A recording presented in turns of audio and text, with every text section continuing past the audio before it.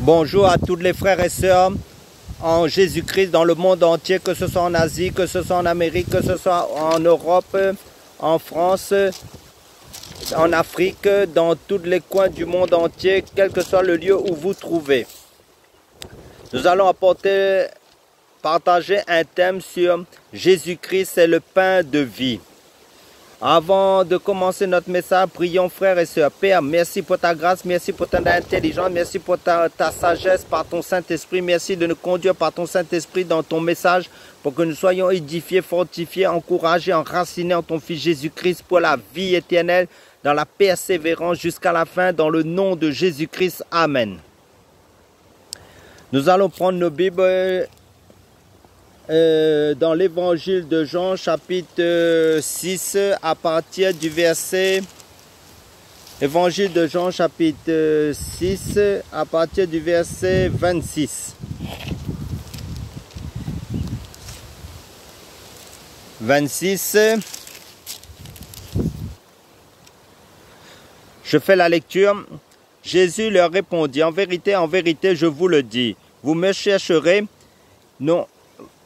non parce que vous avez vu des miracles, mais parce que vous avez mangé des pains et que vous avez été rassasiés. Travaillez non pour la nourriture qui périt, mais pour celle qui subsiste pour la vie éternelle.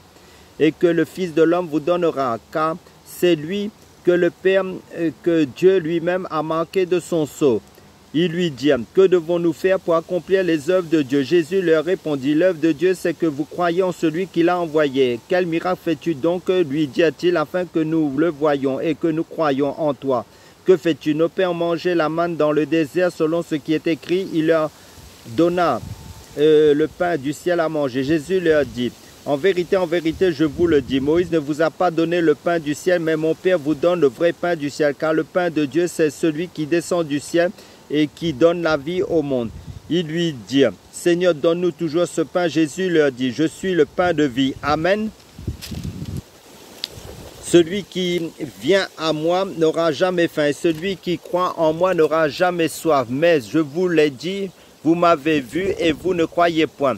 Tous ceux que le Père me donne viendront à moi, et je ne mettrai pas dehors celui qui vient à moi, car je suis descendu du ciel pour faire non ma volonté, mais la volonté de celui qui m'a envoyé. Or, la volonté de celui qui m'a envoyé, c'est que je ne perde aucun de tout ce qu'il m'a donné, mais que je le ressuscite au dernier jour. La volonté de mon Père, c'est que quiconque voit le Fils et croit en lui ait la vie éternelle, et je le ressusciterai au dernier jour. Les Juifs murmuraient à son sujet parce qu'il avait dit, je suis le pain qui est descendu du ciel. Et ils disaient, n'est-ce pas là Jésus, le fils de Joseph, celui dont nous connaissons le Père et la Mère? Comment donc dit-il, je suis descendu du ciel? Jésus leur répondit, ne murmurez pas entre vous, nul ne peut venir à moi si le Père qui m'a envoyé ne l'attire, et je le ressusciterai au dernier jour. Il est écrit dans les prophètes, ils seront tous enseignés de Dieu. Ainsi, quiconque a entendu le Père et a reçu son enseignement vient à moi. C'est que nul n'a vu le Père, sinon celui qui vient de Dieu. Celui-là a vu le Père. En vérité, je vous le dis, celui qui croit en moi a la vie éternelle. Je suis le pain de vie. Vos pères ont mangé la manne dans le désert et ils sont morts. C'est ici le pain qui descend du ciel. Or, afin que celui qui en mange ne meure point. Je suis le pain vivant qui est descendu du ciel. Si quelqu'un mange de ce pain, il vivra éternellement. Et le pain que je donnerai, c'est ma chair que je donnerai pour la vie du monde. Là-dessus, les Juifs discutaient entre eux, disant, comment peut-il nous donner sa chair à manger? Jésus leur dit, en vérité, je vous le dis, si vous ne mangez la chair du Fils de l'homme et si vous ne buvez son sang, vous n'avez point la vie en vous-même. Celui qui mange ma chair, qui boit mon sang, a la vie éternelle, et je le ressusciterai au dernier jour. Car ma chair est vraiment une nourriture, mon sang est vraiment un breuvage. Celui qui mange ma chair et qui boit mon sang demeure en moi et je demeure en lui. Comme le Père qui est vivant m'a envoyé que je vis par le Père, ainsi celui qui me mange vivra par moi. C'est ici le pain qui est descendu du ciel. Il n'en est pas comme de vos pères qui ont mangé la manne et qui sont morts. Celui qui mange ce pain vivra éternellement. Jésus dit ces choses dans la synagogue enseignant à Capernaum. À Capernaum, plusieurs de ses disciples, après l'avoir entendu dire, cette parole est dure, qui peut l'écouter? Jésus, sachant en lui-même que ses disciples murmuraient à ce sujet, leur dit, cela vous scandalise-t-il? Et si vous voyez le Fils de l'homme monter où il était auparavant, c'est l'esprit qui vivifie. La chair ne sert à rien. Les paroles que je vous ai dites sont esprit et vie. Mais il en est parmi vous quelques-uns qui ne croient point, car Jésus savait dès le commencement qui étaient ceux qui ne croyaient point et qui était celui qui le livrerait. Et il ajouta, c'est pourquoi je vous ai dit que nul ne peut venir à moi si cela ne lui a été donné par le Père. Dès ce moment, plusieurs de ses disciples se retirèrent et ils n'allaient plus avec lui. Jésus donc dit aux 12, et vous, ne voulez-vous pas aussi vous en aller? Simon-Pierre lui répondit, Seigneur, à qui irions-nous? Tu as les paroles de la vie éternelle. Amen, je m'arrête là. Là, Jésus nous décrit très bien qu'il est le pain de vie. Parce que dans l'ancienne alliance, la manne a été donnée par Dieu au peuple Israël. Il mangeait la manne. Mais en fait, c'était une préfiguration de Christ. C'était l'ombre, parce qu'il dit dans Colossiens chapitre 2, mais c'était l'ombre des choses à venir, mais le corps est en Christ. Ça veut dire l'ancienne alliance, c'était des préfigurations, c'était l'ombre de Christ. Mais le corps, ça veut dire l'église est en Christ, la réalité est en Christ. L'église, c'est, comment dire ça, c'est l'épouse de Christ, la fiancée de Christ qui reçoit les révélations véritables de Dieu. Parce que c'est la vérité qu'il reçoit. Donc Jésus là décrit qu'il est la vie. Le pain de vie, c'est-à-dire, parce que dans Jean chapitre 14, verset 6, il nous dit, Jésus dit, je suis le chemin, la vérité et la vie. Ça veut dire Jésus est l'esprit qui vivifie, qui donne la vie, parce qu'il est la résurrection et la vie aussi. Dans Jean chapitre 11, verset 25. Donc là, Jésus parlait spirituellement aux gens qui étaient autour, même à ses disciples, parce que quelques-uns l'ont quitté, parce qu'ils ont dit cette parole est dure, parce qu'en fin de compte, Jésus parlait spirituellement. Parce que Jésus, en fin de compte, dans le livre d'Apocalypse chapitre 19, verset 13, il nous est dit son nom est la parole de Dieu. Et la parole de Dieu n'est pas la parole des hommes, c'est la parole de vie. C'est ça qu'il faut comprendre. Tout ce qui sort de Dieu est la vie.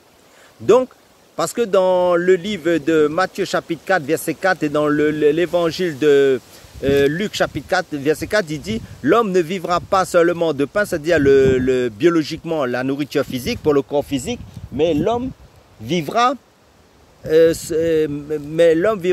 toute parole qui sort de la bouche de Dieu. Ça veut dire toute parole qui sort de la bouche de Jésus qui est Dieu est la vie. Jésus c'est la vie, c'est la lumière, il ne dit que la vérité.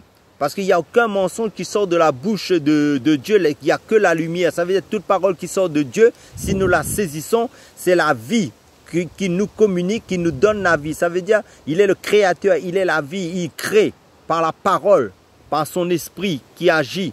Donc ça veut dire quoi? C'est pour ça qu'il dit, la foi vient de ce qu'on entend et ce qu'on entend vient de la parole de Christ. Donc notre foi naît de la parole de Christ qui est la vie et ça crée la vie en nous. C'est ça qu'il faut comprendre. Donc la Bible, c'est le livre de vie, comment dire ça, de la vie et de Dieu. Donc quand nous mangeons la parole de Dieu, ça veut dire quand nous la méditons, nous nous remplissons de la vie, de l'esprit. Parce que la parole de Dieu est esprit et vie. Là, comme c'est dit dans l'évangile de Jean, chapitre 6, verset 63, en fait, 63, Jésus... Attendez, verset 63. C'est l'esprit qui vivifie, la chair ne sert à rien. Les paroles que je vous ai dites sont esprit et vie. Jésus fait comprendre cela. Mais certains disciples n'ont pas compris. Dans le verset 66, il nous dit, dès ce moment, plusieurs de ses disciples se retiraient et n'allaient plus avec lui. Et 67 nous dit, Jésus donc dit aux 12, et vous, ne voulez-vous pas aussi vous en aller? Simon-Pierre lui répondit, Seigneur, à qui irions-nous?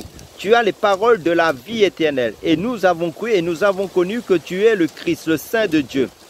Ça veut dire que Pierre, les apôtres ont eu la révélation que Jésus, en fin de compte, c'est la vie, le pain de vie qu'il mange en fin de compte. Ça veut dire, il buvait à la parole de Dieu. Il mangeait à la parole de Dieu qui est Jésus-Christ. Il voyait les effets de la parole de Dieu qui est la vie en Jésus-Christ. Parce que Jésus-Christ, c'est la pleine vie. En lui réside la plénitude de la divinité, comme c'est dit dans le livre de Colossiens.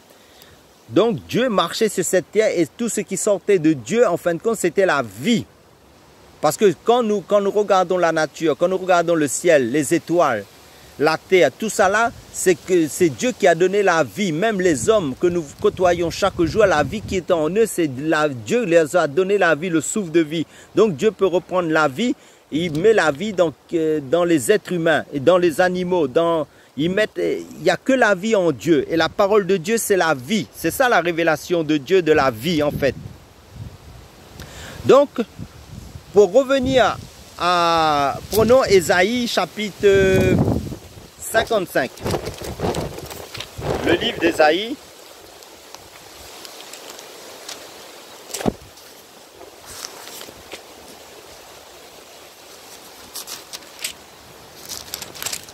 Chapitre 55. Je fais la lecture. Vous tous qui avez soif, venez aux eaux, même celui qui n'a pas d'argent, venez acheter et manger, venez acheter du vin et du lait, sans argent, sans rien payer. Pourquoi pesez-vous de l'argent pour ce qui ne nourrit pas? Pourquoi travaillez-vous pour ce qui ne rassasie pas? Écoutez-moi donc, et vous mangerez ce qui est bon, et votre âme se délectera de mes succulents. Prêtez l'oreille et venez à moi, écoutez et vos âmes vivra. Je traiterai avec vous une alliance éternelle pour rendre durable mes faveurs envers David. Comme vous le savez, Dieu avait fait la promesse à Israël de l'alliance éternelle. C'était en Jésus-Christ tout ça là. Donc là c'était parce que c'est comment dire ça, c'était l'homme de Christ. Là quand il nous parle, vous qui avez soif, là il parle à la soif que Dieu a mis la pensée de l'éternité dans l'homme. L'homme ne sera jamais comblé par les choses terrestres. C'est ça qu'il faut comprendre. L'homme vient de Dieu et l'homme doit retourner à Dieu. Mais c'est seulement Dieu connaît comment satisfaire l'homme pour que l'homme soit plein en fin de compte de lui-même. Parce que l'homme a été créé à l'image de Dieu. Quand Dieu a créé l'homme à son image. Donc pour combler l'homme, Dieu seul connaît ce qui peut le combler. En fin de compte, cela se trouve en Dieu en fait. Dieu nous a créés à son image et nous devons manger Dieu. Parce que quand nous disons quand la parole de Dieu nous dit, l'homme ne vivra pas de pain seulement, mais toute parole qui sort de la bouche de Dieu, l'esprit que Dieu a mis en nous, notre esprit en fin de compte a soif, notre âme a soif de Dieu. Et c'est pour ça que les gens en fin de compte vont dans la drogue, vont dans tous les plaisirs de ce monde, ils ne sont jamais, à la fin ils ne sont jamais satisfaits. Comme dans le livre de Salomon, en l'Ecclésiaste, Salomon nous parle qu'il a goûté à tout, il a goûté aux femmes, il a goûté à tous les plaisirs qui se trouvent dans ce monde. Mais dans tout cela, il n'a pas été satisfait. Ce qui satisfait l'homme, en fin de compte, c'est la parole de Dieu qui a la vie, qui peut le combler. Parce que le Seigneur nous dit, ne vous enivrez pas de vin, mais soyez ivres de l'Esprit. Et l'Esprit, c'est quoi? C'est la parole. Parce que comme nous avons lu dans le livre de l'Évangile de Jean, chapitre 6, le livre 6, le Seigneur dit, ma parole est esprit et vie. Donc la parole est l'esprit aussi, et la vie. Donc nous devons être saturés, que nous demandons des choses de Dieu pour que nos cœurs, notre âme soient comblés. Sinon nous allons toujours être insatisfaits dans ce monde. Ce qui satisfait l'homme, c'est seulement ce qui se trouve en Dieu. Et Dieu connaît nos besoins mieux que nous-mêmes. Ça veut dire que la chair a des besoins, le manger, le boire, mais l'âme a d'autres besoins. C'est pour ça que là, le Seigneur nous dit dans le livre de Ésaïe chapitre 55 au verset 2, non, verset 3, prêtez l'oreille et venez à moi, écoutez et votre âme vivra. Je traiterai avec vous une alliance éternelle. Ça veut dire quoi? Ça veut dire que notre âme vivra, ça veut dire que Jésus est mort à la croix. C'est lui la parole, la vie. Il nous a donné la vie, mais Dieu nous a donné la vie qui se trouve en son Fils Jésus-Christ.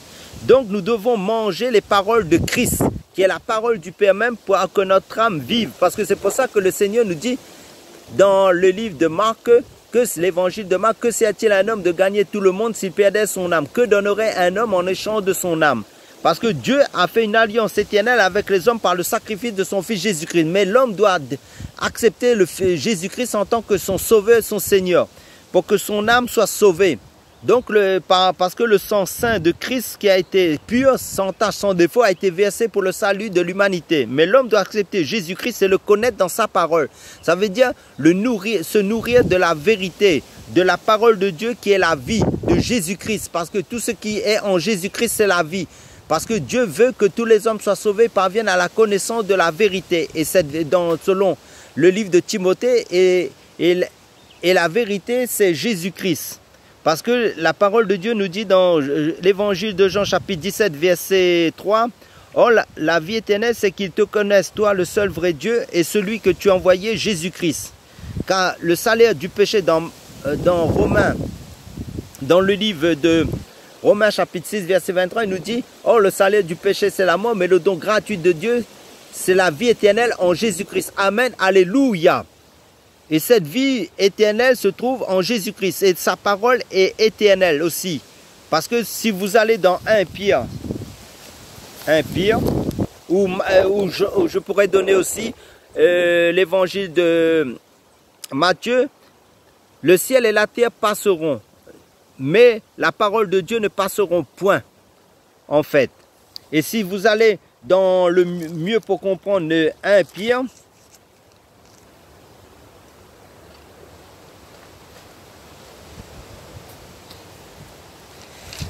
verset 23, 1 Pierre chapitre 1 verset 23,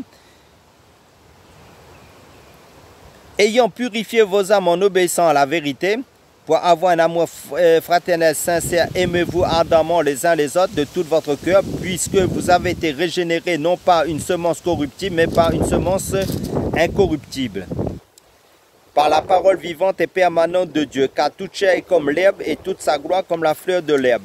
L'herbe sèche et la fleur tombe, mais la parole du Seigneur demeure éternellement. Et cette parole est celle qui vous a été annoncée par l'évangile. En fin de compte, l'évangile, c'est la vie, c'est le pain de vie.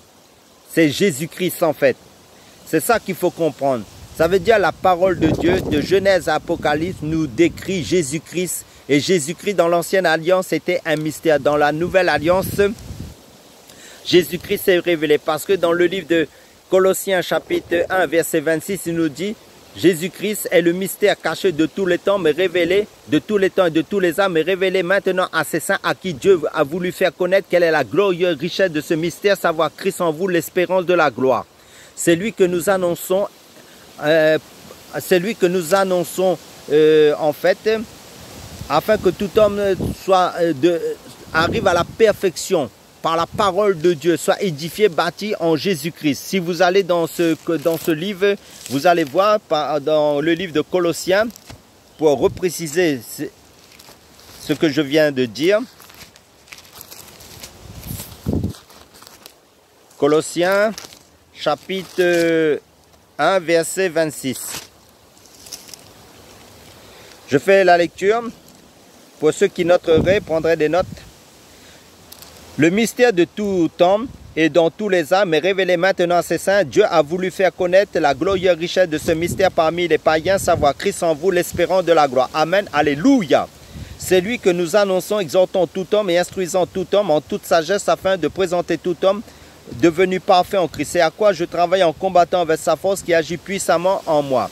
Là, c'est l'apôtre Paul qui parlait aux Colossiens, pour nous montrer que Jésus-Christ dans l'ancienne alliance était un mystère, mais révélé sous la nouvelle alliance.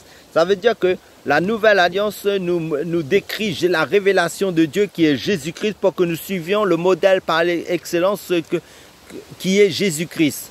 Parce que Jésus-Christ allait de lieu annonçant le royaume de Dieu et faisant le bien. Et nous devons demeurer dans sa parole. Et en méditant la parole, parce que dans le livre de Timothée chapitre 3, verset 16 à 17, il nous est dit, toute écriture, ça veut dire la parole de Dieu, de Genèse à Apocalypse. En fin de compte, par le discernement, Dieu nous montre aussi que toute écriture est inspirée de Dieu et utile pour enseigner, pour convaincre, pour corriger, pour instruire dans la justice, afin que l'homme de Dieu soit accompli et propre à toutes bonnes œuvres. Ça veut dire que Dieu, en fin de compte, en Jésus-Christ, à cause du sacrifice de son Fils Jésus-Christ, nous a donné la vie. Mais Dieu a préparé aussi des œuvres d'avance afin que nous le pratiquions selon sa parole, qui se trouve dans les Écritures saintes, pour que nous suivions les traces de Christ en appliquant sa parole. Ça veut dire la parole, c'est notre code de conduite. en fin de compte, la parole de Dieu. Nous devons suivre le code de la parole de Dieu chaque jour de nos vies, selon les circonstances de notre vie, pour appliquer la parole dans chaque situation. En fonction de chaque situation, il y a une parole qui est appropriée à la situation qui va se présenter devant nous. Mais tout cela se trouve dans la parole de Dieu qui est la Bible. Et la Bible nous décrit aussi les ténèbres comme la lumière. Et nous, par l'Esprit de Dieu, nous discernons l'esprit de l'erreur et l'esprit de la vérité. Et nous voyons aussi ce qui est de la mort et ce qui est de la vie. Parce que le Seigneur dit, il place devant nous le chemin de la vie et le chemin de la mort. Mais le Seigneur nous conseille de choisir la vie qui est Christ et de suivre la conduite de Christ. Et ça veut dire en appliquant sa parole selon les saintes écritures qui concernent Jésus-Christ. Tout ce qui concerne les ténèbres, c'est écrit aussi dans la Bible. Il nous montre aussi les ténèbres. Ça montre les œuvres des ténèbres et les œuvres de l'esprit. Ça veut dire que nous devons marcher selon l'esprit de vie. Parce que l'esprit vivifie, nous donne la vie. Parce que la parole de Dieu nous dit dans Romains chapitre 2, si nous allons dans Romains chapitre 2,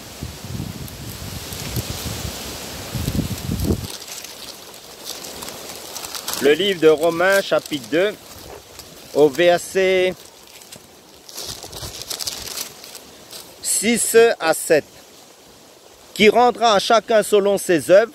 Là, c'est Dieu qui rendra à chacun selon ses œuvres. Il réserve la vie éternelle à ceux qui, par la persévérance à bien faire, cherchent l'honneur, la gloire et l'immortalité.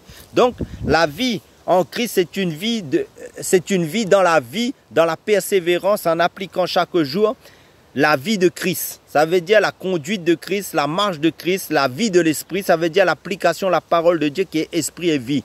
Donc la marche selon l'Esprit, c'est la marche selon l'application de la parole de Dieu. Ce que la parole de Dieu nous dit de faire selon chaque situation appropriée en fonction de ce que la parole de Dieu nous méditons, nous retenons selon les Écritures qui nous disent d'appliquer sa parole. C'est comme le code c'est le code de conduite, la Bible, en fait, compte. Selon le royaume de Dieu. Donc, ce que je veux dire, Jésus-Christ, nous devons manger Jésus-Christ qui est la parole de Dieu, à nous abreuver à l'eau de la parole. Parce que le Seigneur dit aussi que celui qui a soif, qu'il vienne à la source, qui est les saintes écritures, qui est Jésus-Christ lui-même, qui est la révélation du Dieu Tout-Puissant. Parce que ce qu'il faut comprendre aussi, dans l'ancienne alliance, la loi mosaïque ne sort pas. C'est seulement la vie de Christ la vie qui se trouve en Jésus-Christ qui nous sauve en fin de compte. Parce que si nous allons dans le livre de Galates chapitre 2, Galates chapitre 2, il nous est dit, verset 16, néanmoins sachant que ce n'est pas par les œuvres de la loi que l'homme est justifié, mais par la foi en Jésus-Christ. Nous aussi, nous avons cru en Jésus-Christ afin d'être justifiés par la foi en Christ et non par les œuvres de la loi. Parce que personne ne sera